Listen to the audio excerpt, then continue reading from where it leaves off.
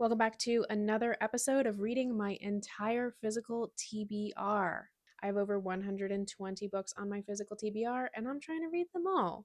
So far, I have read 8 books, and for my ninth book, I read Trial of the Sun Queen.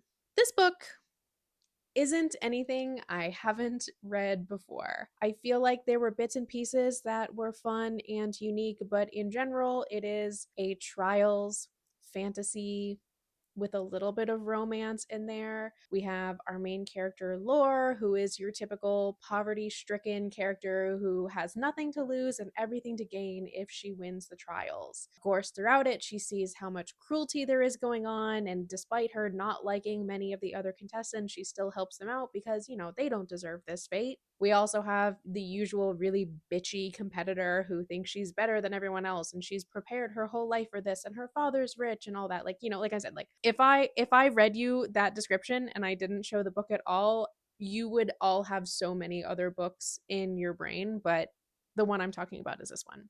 Ultimately, I think it was fine. I gave it 3.5 stars. I kind of feel like the rest of the series might get a little better. There's 3 more books in this. So at the end, there was the introduction of the overall plot for the entire series that I think could be interesting. So I might give the next book a shot. I do own the first 3 in the series. So obviously they're on my physical TBR. So I'm going to have to read them. But I thought this was okay. Like maybe it was just like a weak start because we're building things up and it gets better. We're gonna see.